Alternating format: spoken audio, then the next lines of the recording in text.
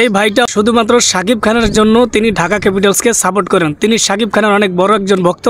তিনি কি বলেছে আপনারা সব বিস্তারিত শুনতে পেরেছেন।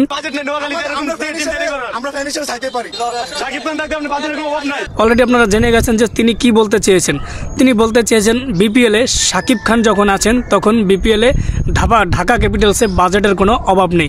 শাকিব খান মানেই আগুন, শাকিব খান মানেই সর্বোচ্চ বাজেট দিয়ে ঢাকা ক্যাপিটালসকে গোছানোর জন্য শাকিব খান যথেষ্ট চেষ্টা করবেন। এই জন্য কিন্তু তারা এবার ঢাকা ক্যাপিটালস করছে শুধুমাত্র শাকিব ভাইয়ের জন্য। গত বিপিএলে দেখছেন ঢাকা ক্যাপিটালসের অনেক সাপোর্টার, অনেক জনপ্রিয়তা ছিল, কিন্তু ঢাকা ক্যাপিটালস প্রথমবারের মতো গুছিয়ে উঠতে পারে নাই।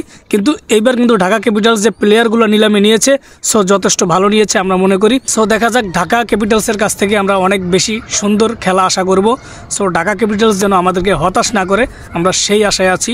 সো ঢাকা ক্যাপিটালসের জন্য অনেক অনেক শুভকামনা, শাকিব ভাইয়ের জন্য অনেক অনেক শুভকামনা।